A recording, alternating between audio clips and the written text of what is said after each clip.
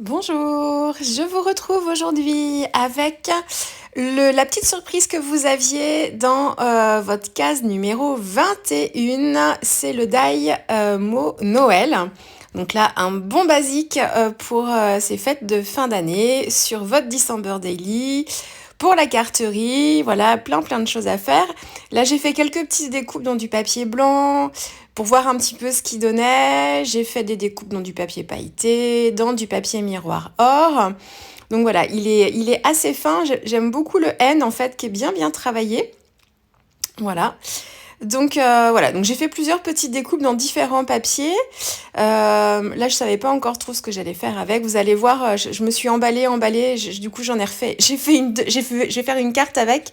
Et je vais en faire une deuxième, je vais vous expliquer.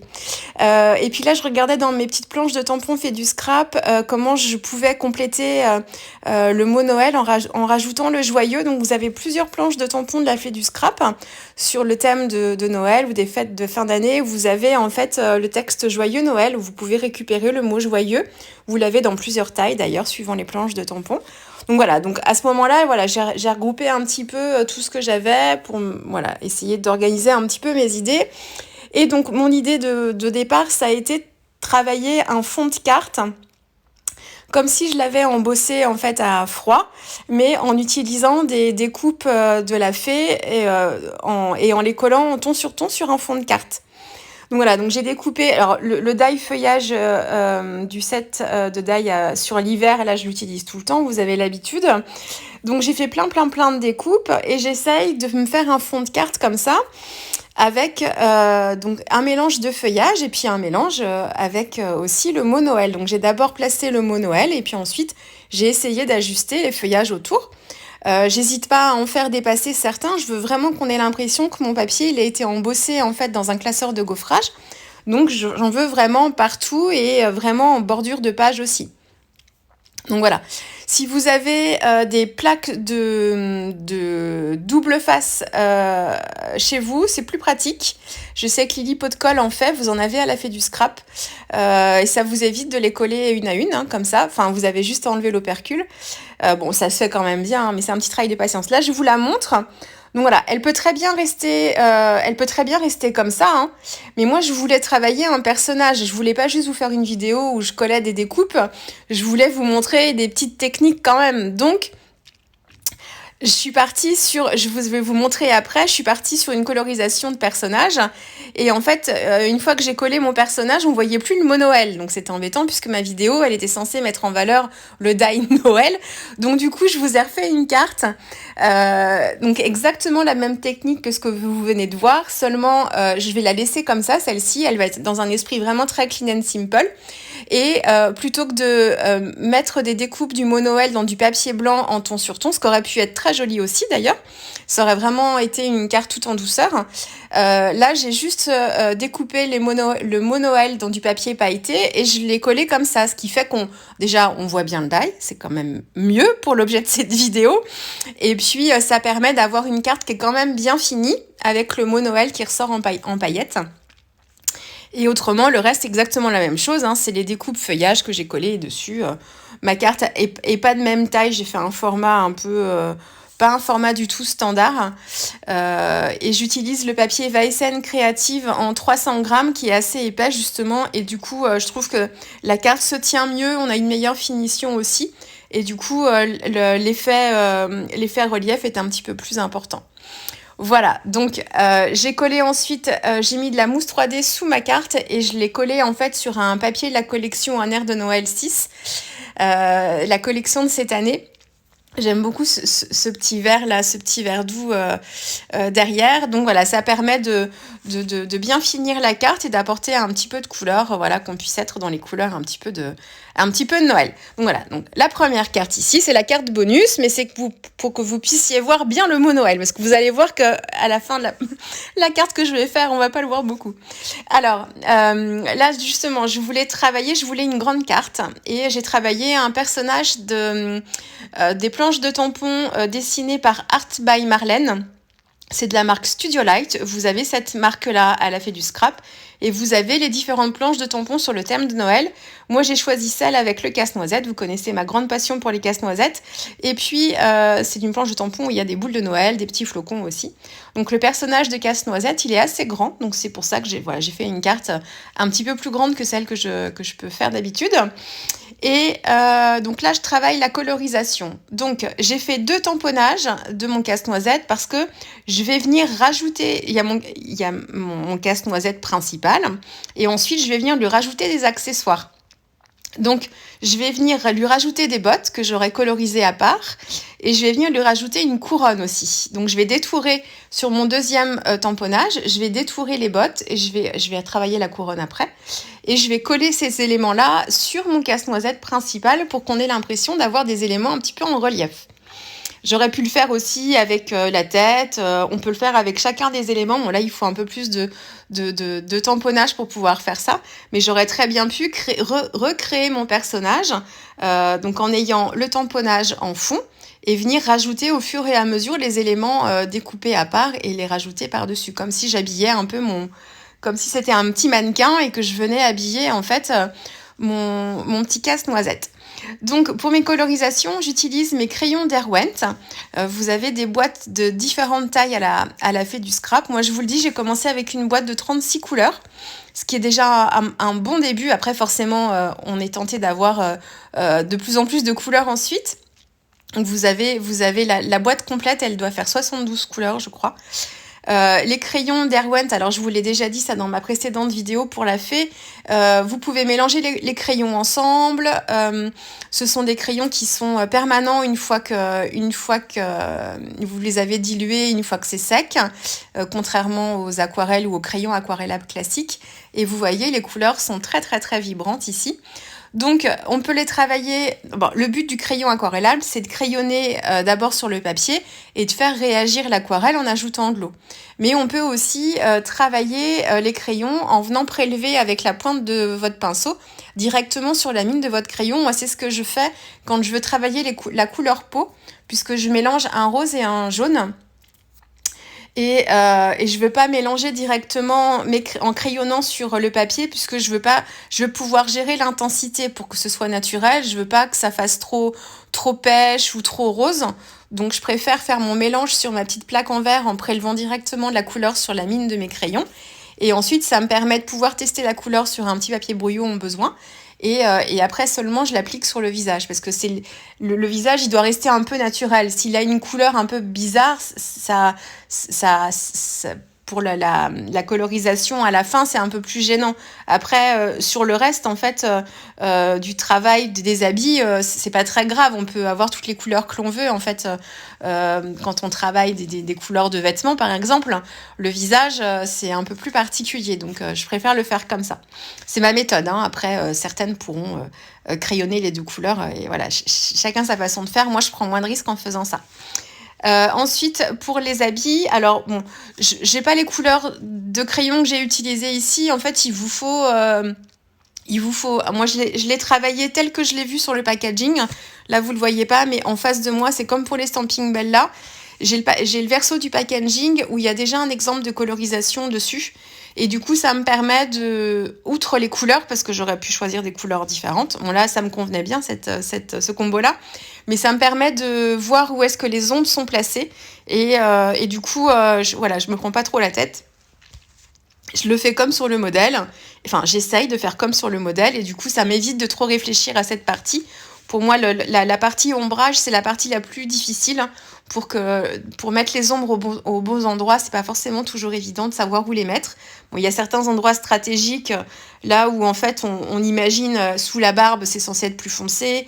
Là où sous la couronne aussi, vous voyez au niveau du chapeau, sous la couronne, on imagine bien une ombre ici. Puis vous avez le tampon aussi, il vous aide parce que vous avez des parties qui sont un petit peu plus crayonnées pour matérialiser les ombres aussi. Donc ça vous aide aussi à savoir que les ombres sont plus présentes à ces endroits-là. Mais le packaging, c'est très pratique. Donc je suis restée exactement dans les mêmes couleurs. Donc j'ai travaillé avec 2 couleurs de rouge pour le vêtement et ensuite je suis venue assombrir avec un peu de marron aux endroits où je voulais faire un petit peu plus d'ombre. Et puis pareil pour le pantalon, je sais plus les couleurs que j'ai prises aussi, mais j'ai pris une couleur un bleu un petit peu électrique très lumineux en base et j'ai assombri avec un bleu un bleu indigo je crois, donc un petit peu plus terne en fait, un peu plus foncé. Et puis voilà, n'hésitez pas à faire plusieurs couches. Donc, entre chaque couche, je vous conseille. Alors, si vous voulez travailler les fusions, eh bien, il faut que votre papier soit encore un peu humide. Et là encore, je travaille sur un papier Vaesen Créative, le papier Florence en version watercolor. Je me répète tout le temps, mais c'est pour celles et ceux qui connaîtraient pas nos vidéos sur la fée et qui n'auraient pas encore entendu. Pour moi, le papier Vaesen Créative, la version watercolor de chez en Florence n'est pas un vrai papier aquarelle. Il tolère très bien le travail de l'eau. On peut faire un peu de fusion, mais ce sera jamais aussi performant qu'un vrai papier aquarelle qui est conçu pour ça.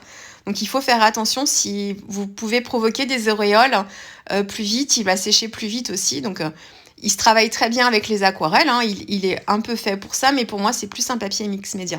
Donc si vous voulez rajouter des couches, je vous conseille de sécher entre chaque couche pour éviter les auréoles. Et l'avantage des crayons d'Erwan, c'est qu'une fois qu'ils sont secs, ça bouge plus. Donc vous n'allez pas revenir travailler la couleur en dessous. Et là encore, ça évite de faire des marques sur votre papier. Et c'est souvent le cas quand on travaille quand on fait des couches successives avec les aquarelles. Si voilà, on a un geste un petit peu trop lourd, on risque de faire des auréoles plus facilement. Donc voilà, donc c'est un petit travail de patience. Ça se fait relativement vite, hein, c'est un coup de main à prendre. C'est comme les colorisations à l'aquarelle, hein. Moi, je travaille avec des pinceaux à réservoir quand je travaille avec mes crayons Derwent, parce que je suis plus à l'aise avec. C'est le seul cas où je les utilise, mes pinceaux à réservoir. On me demande souvent quel pinceau à réservoir j'utilise. J'ai pas de préférence. Vous en avez de très très bons à la Fée du Scrap dans plusieurs marques. Donc n'hésitez pas, enfin, ceux qui sont vendus à la Fée sont de bonne qualité, donc il n'y a aucun problème.